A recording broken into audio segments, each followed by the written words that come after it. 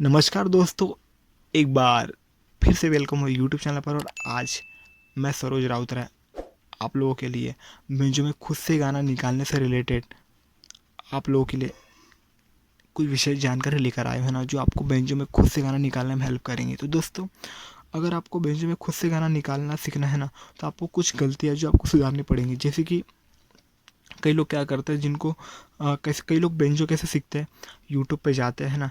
YouTube पे कोई बंदा होता है जो बेंजो से बजा रहे होते हैं, मान के चलिए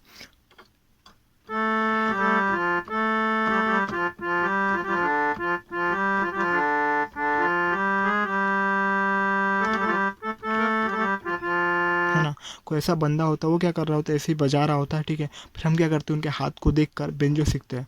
पर अगर आपको बेंजो में खुद से गाना निकालना सीखना है ना, तो ये तरीका बिल्कुल गलत है। अगर आप ऐसे सीखते हो तो इससे क्या होगा, आपका एक कॉन्फिडेंस बढ़ेगा, ठीक है। आपको थोड़ी बहुत नॉलेज होंगी, है ना।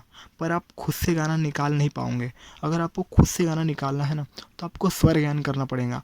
और स्वर ज्ञान करने के लिए आपको हारमोनियम या कैसियो सीखना पड़ेगा, है ना। उससे आपको स्वर ज्ञान होगा। अगर आप कोई भी संगीत इंस्टीट्यूट है ना, या बड़े इंस्टीट्यूट में जाइए जहाँ आपको बेंजो में खुद से गाना निकालना सीखना है, तो आपको बेंजो नहीं सिखाया जाएगा, आपको हारमोनियम सिखाया जाएगा। क्योंकि हारमोनियम में आपको अलंकार, थाट, है ना, ये सारी चीज़ सिखाई जाएंगी। उस पर आपको स्वर ज्ञान होगा। और स्वर ज्ञान होगा तो आपको खुद से गाना निकालने में काफ़ी ईजी होगा। अगर कोई बंदा अगर कोई बंदा जो जिसने हारमोनियम सीख रहा है ना, और उसको स्वर ज्ञान है, ठीक है, तो अगर बेंजो एक दो हफ्ते ही बजाएगा तो वो आराम से बेंजो पे खुद से गाना निकाल लेंगे, है ना। तो दोस्तों, अगर आपको भी बेंजो में खुद से गाना निकालना सीखना है, तो आपको स्वर ज्ञान करना पड़ेगा हारमोनियम में, ठीक है।